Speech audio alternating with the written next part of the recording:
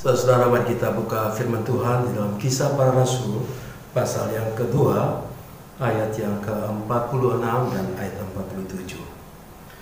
Dengan bertekun dan sehati mereka berkumpul tiap-tiap hari dalam bait Allah. Mereka memecahkan roti di rumah masing-masing secara bergilir dan makan bersama-sama dengan gembira dan dengan tulus hati, sambil memuji Allah. Dan mereka disukai semua orang, dan tiap-tiap hari Tuhan menambahkan jumlah mereka dengan orang yang diselamatkan.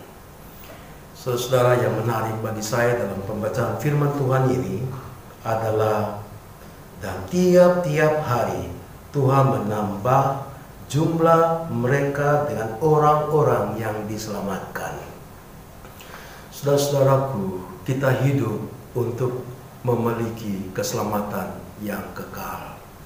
Tuhan Yesus Kristus memberikan kepada kita satu kehidupan yang kekal. Dia mati di kayu salib dan memberikan nyawa bagi kita supaya kita bisa memiliki kepastian hidup yang kekal. Firman Allah berkata, karena begitu besar kasih Allah akan dunia ini, sehingga ia menganugerahkan anak yang tunggal, supaya barang siapa yang percaya kepadanya tidak binasa melainkan hidup yang kekal.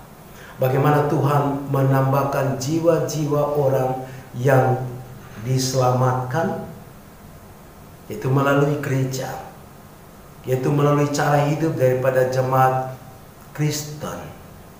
Orang-orang akan diselamatkan tergantung daripada gaya hidup orang Kristen itu sendiri.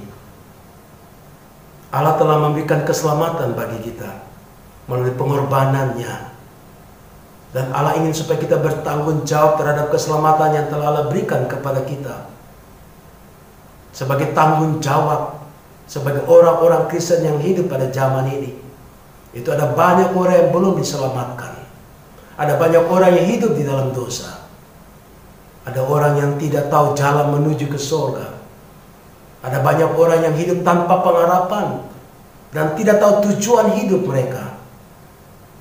Dan mereka pasti akan bermuara kepada kehidupan yang kekal juga. Tetapi kekekalan di dalam kebinasaan, di dalam api neraka. Karena itu saudara-saudara, dalam firman Tuhan ini, bagaimana kehidupan daripada jemaat mula-mula itu menjadi berkat. Sehingga melalui hidup daripada jemaat mula-mula, orang-orang diselamatkan. Karena keselamatan sudah diberikan oleh Tuhan Yesus. Tetapi berita keselamatan itu adalah tanggung jawab daripada kita sebagai orang Kristen yang telah diselamatkan oleh Tuhan Yesus Kristus. Kita memiliki tanggung jawab. Tanggung jawab ini didasarkan karena kita memiliki kasih Allah yang begitu luar biasa. Kasih Allah tercurah kepada kita. Sehingga kasih Allah yang dalam diri kita inilah yang menjadi sumber kekuatan dan ditolong oleh Roh Kudus untuk kita bisa menjumpai orang-orang yang akan binasa, yang tidak akan diselamatkan. Dan kehadiran saudara, saudara membagi kasih Kristus itu kepada orang-orang yang ada di sekitar saudara. Itu kasih Kristus yang hidup dalam diri saudara. Itu kebenaran yang hidup dalam diri saudara. Dan kebenaran itu yang dilihat oleh orang-orang yang akan diselamatkan. Firman Allah berkata, kita adalah surat Kristus yang terbaca. Gaya hidup saudara, tindakan-tindakan saudara menentukan orang-orang yang di luar sana yang tidak diselamatkan bisa menjadi diselamatkan. Karena itu saudara-saudara, kita adalah orang-orang yang sangat penting dalam menentukan berita keselamatan itu sampai kepada orang mengambil keputusan untuk menerima keselamatan yang kekal. Saudara-saudara, kita perlu mencontohi gaya hidup daripada jemaat mula-mula. Gaya hidup mereka adalah mereka bertekun dalam pengajaran rasul-rasul. Gaya hidup mereka adalah mereka bertekun di dalam doa. Gaya hidup mereka adalah bertekun di dalam persekutuan. Gaya hidup mereka adalah antusias untuk beribadah, memuji Tuhan. Semangat yang menyala-nyala untuk memuji Tuhan. Gaya hidup mereka adalah saling mengasihi satu sama lain. Dan mereka menjadi satu dalam satu kesatuan.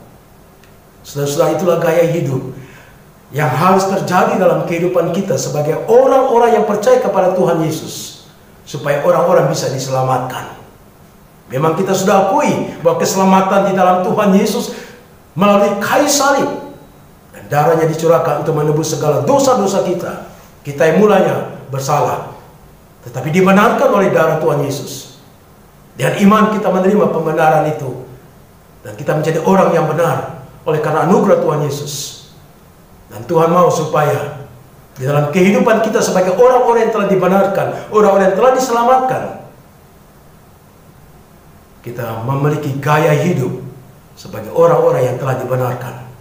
Kita harus memiliki gaya hidup seperti orang-orang yang telah diselamatkan.